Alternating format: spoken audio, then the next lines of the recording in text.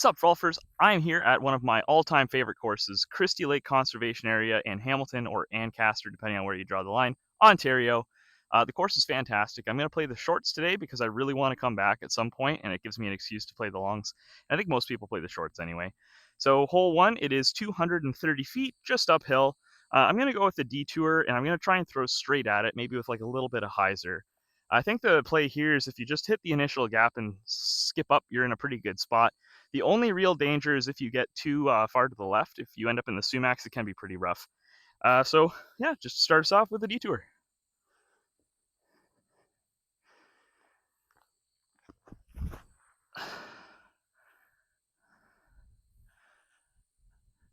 That's all right. I'm so excited to be back and so excited to show off this course. And I really hope that people like see this and are like, man, I want to try that out and then play it because I love this place. Like I used to come here as much as I possibly could. I live an hour away and I still come here. It's fantastic.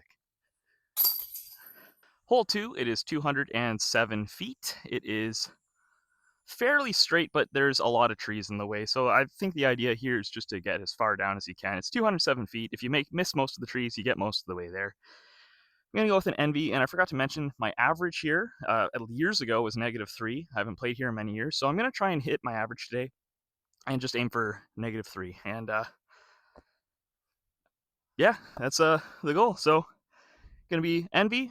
I'm just gonna aim low because the lower you aim with more trees, the less likely you are to run into problems, and I'm going to try and get it flat. Hyzer, I always feel a little bit safer with the release line, but I'm going to go flat this time. And I got really lucky because I missed my gap, but that's jump putt range, still a little far. I got closer than I thought. I'm just outside the circle.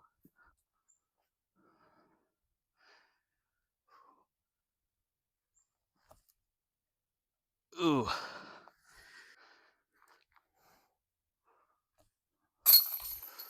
Hole three, and this hole's a little bit deceptive. It's called Deception. It's 181 feet straight ahead, but there is a cliff just past the basket, and if you come in a little hot, you have a very challenging putt. So the idea is to just hit kind of the dirt in front of the basket and slide up to it. So I'm going to go with an Aquarian. I'm going to aim at the ground. There's the tree just to the left of the basket. I'm going to aim to the ground right to the right of that tree, and just hope to slide up there for a tap in.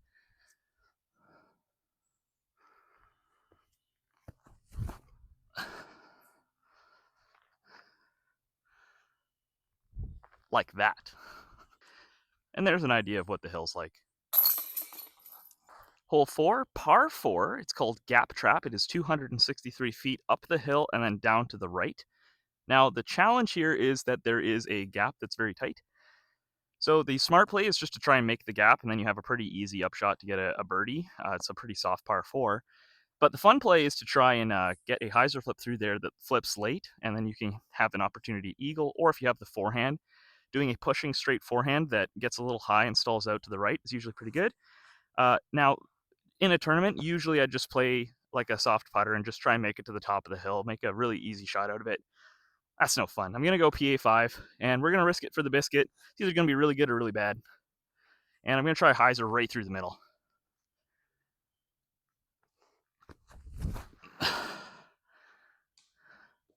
And I landed where I would have laid up anyway. I guess that's pretty lucky. So I can't see the basket, and I'm too lazy to go up to the hill and see where it is, so I'm just going to guess and believe in my discs.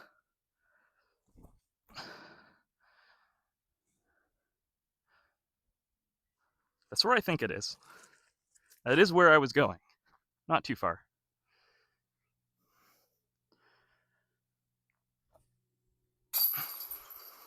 Hole five, the Gauntlet. It is 311 feet through this. I think you'd call it a tunnel. It's a little twisty, a little twindy. UDisc has it as a par four. It is a par three according to the T sign. Normally, what I do is I just put a putter up to the hill and then put a putter up to the basket and take a really easy three on it. But that's no fun. So I'm going to go with a flippy crave and then try and get as much distance towards there as I can. I'm just going to try and release it on a slight hyzer. This flips pretty easily. If I get most of the way, I could either get to the top of the hill and I just want to jump putt for an eagle or a birdie, depending on how you score it.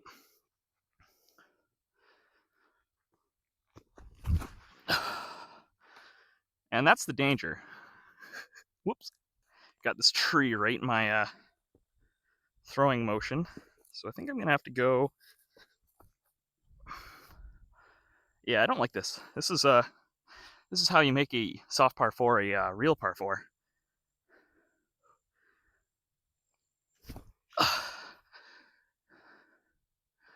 Yikes. It's an upshot.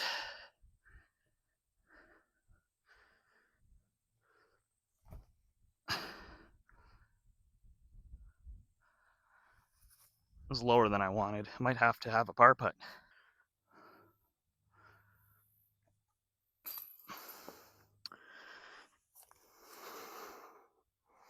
Calls it a soft par 4. Gets a 5. Hole number 6, the Wind Bomber. It is 342 feet, and I believe this is the signature hole of the course because they always mow the lawn so that there's like a phrase or a picture or something really cool in the grass in the middle. Right now it says 4. I don't know how well the camera picks that up.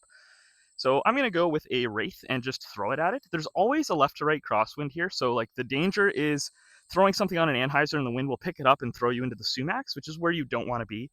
If you play it safe, it's better just to be in the middle, but I'm going to just throw straight at it.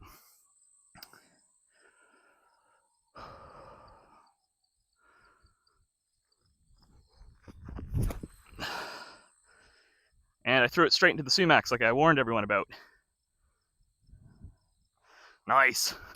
And then not as bad of a spot as I thought I would be. Don't really have much to work with.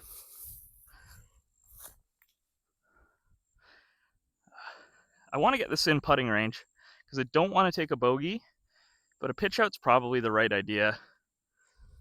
Oh, yeah, I got this tree in the way too.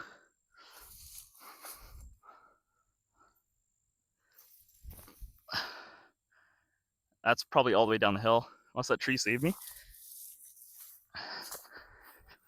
We'll see. Yeah, I got lucky I hit the trees.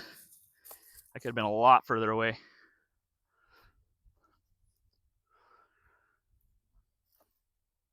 Saved a par. That is lucky. Hole number 7, dubbed Down and Out. It is 244 feet downhill with a little bit of a headwind. In tournaments, they usually make this an island hole with the right and the left side OB. I'm going to go with an NB. Not playing the island today, but if I ace it, then it don't matter, right?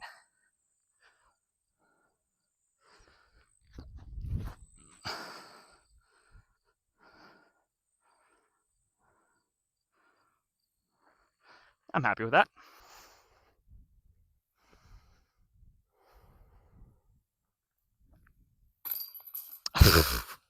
That was a shaky putt, but I'll take it.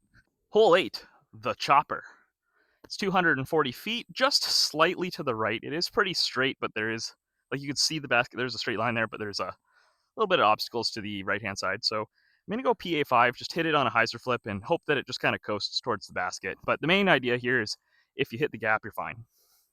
So PA5, right down the middle. Ooh, there's a little lip here on the tee pad.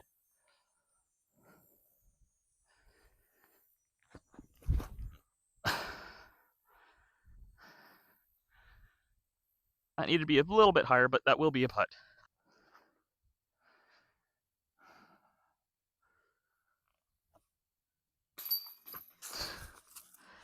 Another shaky putt, but I'll take it again. Hole 9, Breeze Tees. It is 202 feet, and you could just see the tip of the basket. Usually this hole's pretty windy, which makes it a lot of fun. But there's barely any wind right now. This area doesn't feel like there's any. So I'm just going to throw a hyzer at it with the Aquarian and hope to give it a little bit of an ace run.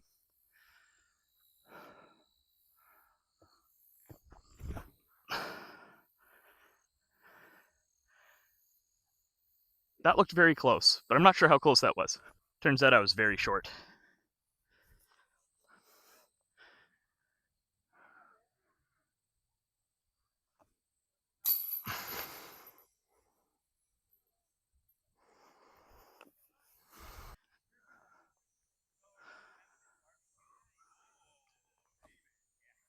There we go.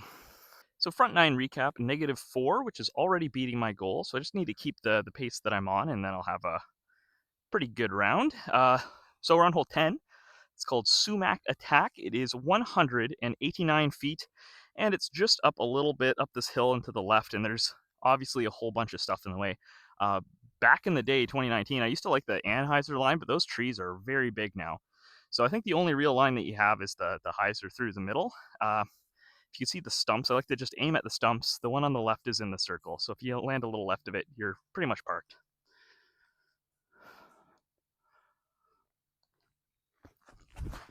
That was very short. I choked up on that so much, I'm surprised it made it this close.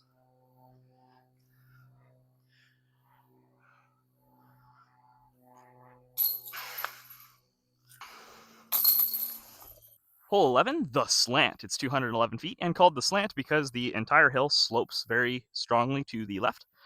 I'm going to throw an NB at it. I'm just going to try and throw it flat so that it skips towards the basket. I don't really want it to get too much hyzer because then it'll carry all the way down the hill. But I also don't want to throw something understable because I want to be able to hit it flat and have it kind of straighten out. So we'll see how it goes.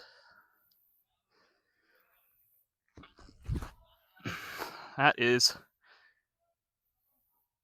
very bad. Very, very bad. But I think it ended up okay. It should be a par. I got extremely lucky there. I was tracking way left. I should have been probably in the water because there's water at the base of this hill now. There usually isn't, at least there wasn't before. And now I'm left with an edge of circle uphill putt, which honestly I should have been way further away. So an excellent opportunity here. Ooh, I don't like this.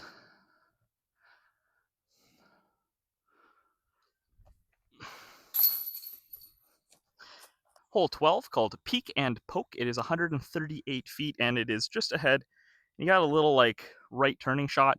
Shapes up for a baby forehand really well. I'm going to do a turnover with the PA5, but the distance is tricky with that. I'm actually more used to the long tees here because league plays long. This position's kind of weird. But I'm going to just go for the main gap, try and cheat over to the left side a little bit and get the PA5 in there.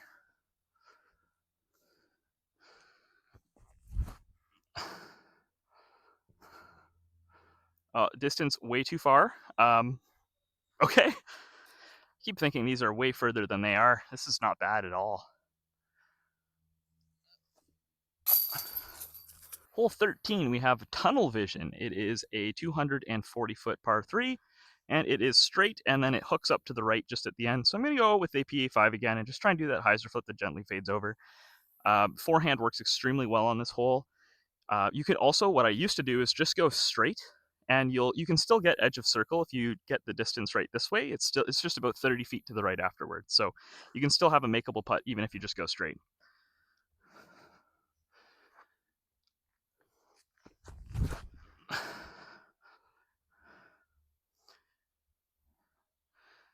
Oh, and I kicked way over to as if I went straight anyway. Man, if I just hit and stayed, I think that would have been absolutely perfect. Still a fantastic result, but like, I'm pretty happy with that drive. That was exciting.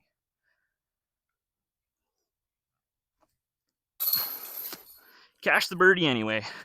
Hole 14, the natural. This one's pretty tricky. It's 247 feet, 257 feet, and it follows this tunnel and then goes pretty hard to the left. And I think a right-hand backhand's the best shot, but a straight hyzer's very tough because that line of trees is just kind of a little deep to really do the pure hyzer.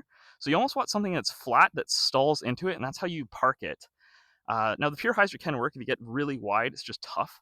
So I'm going to try throwing the T-Bird 3 and just get it flat, but a little higher than I want it, and then have it fade at the end. I think that's the idea. And I pulled it a little inside. Yeah, that's what you don't want to do. But that's not terrible. You're not pinched off there.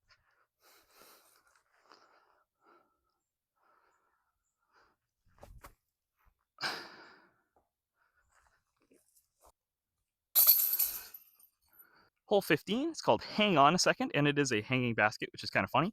255 feet, it is down to the left. There's a couple different lines that work. You could go way inside with something that's very straight, because it is just kind of to the left side of where the path goes. You could also go through this straight path and then have something that hooks up at the end. That's going to be the line that I'm going for. So I'm going to throw a reactor and just try and hit the initial gap.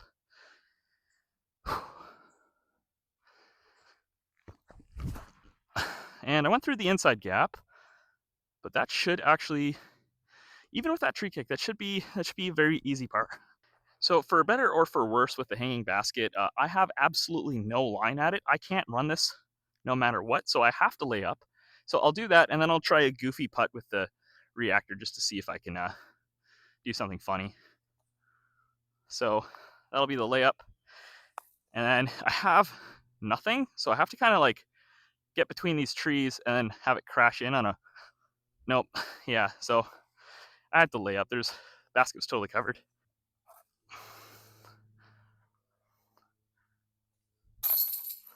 So hole 15A, I had no idea that this existed. I walked by it and played hole 16, and then UDisc was yelling at me, and I'm like, oh, cool. So it's 240 feet. It has a choose your own fairway adventure. The one on the left looks like it goes directly at the basket, whereas the one on the right is a hyzer line, which is a bit easier. So I'm just going to try and go straight at the basket. Never played it before. Don't know exactly where it is because you can't see it from the tee pad, but I know roughly where it is. So just if I figure if I hit the gap and get it down there, it'll be good.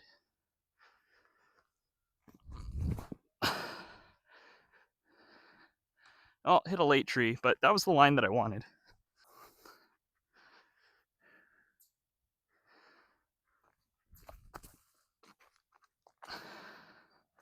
Well, tap and par. Hole 16, the blind side, it's 176 feet through this little tunnel fairway. And if you see the tree that has the two trunks split on the right-hand side of the fairway, that is basically where the basket is. You just want to slide just past that tree, and then you're in a great spot. It does slope quite a bit downhill, so going too far is a big risk on this hole. I'm going to go with the Aquarian and just try and get it straight and somewhere by that tree. Oh, well, that was bad, but it'll be a par. So as you can see, I don't lie. It's just past that tree. If you get around it, you're in a really good spot. So now my only goal is to just get around it.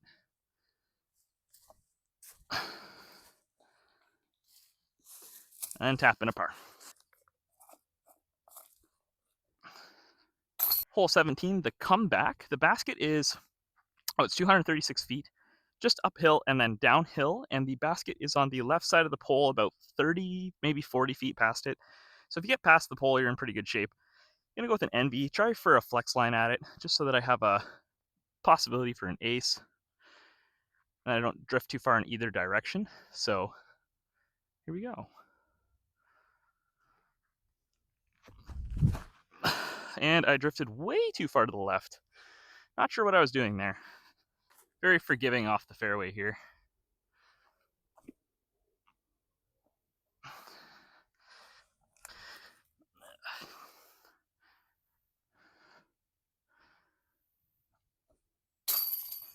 Hole 18, the adjuster. It is 349 feet, par 4 according to UDisc, par 3 according to the T sign. It's basically straight down 200 something feet, and then it goes 90 degrees to the right for like another 100 feet or so. You basically just want, I like to play it, I just throw a hyzer down the middle, end up somewhere on the left in that opening, and then you have a upshot towards the basket. You could get aggressive and try and get to the right, but if you cut in too early to the right, you're very pinched off, and getting a 3 is basically impossible. So being left is definitely the better play, and you have a chance to get a 3. I don't know if there is a way to do this unless you throw it in, but I'm sure someone's figured out a way.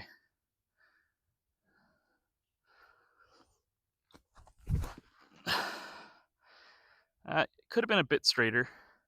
It's not terrible. So I landed in a pretty good landing spot. A little bit further and a little bit more to the right is also just slightly better, but at this point, this is an upshot that I should be able to make. Pretty straightforward. Just going to try and put it under the pin.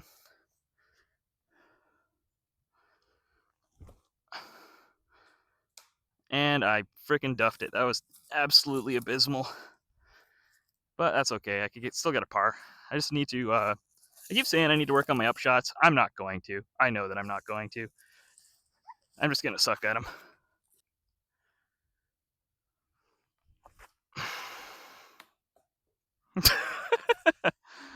Ah.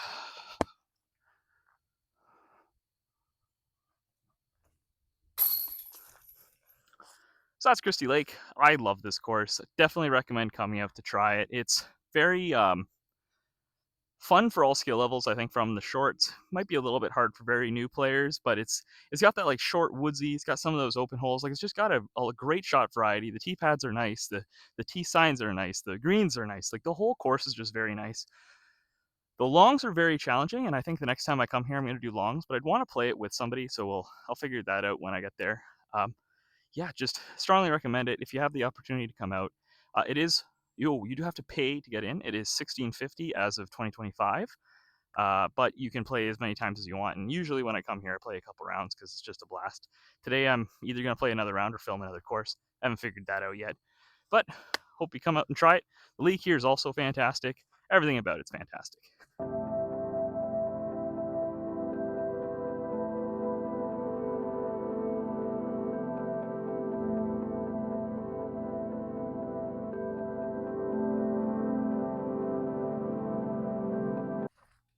Need more cowbell.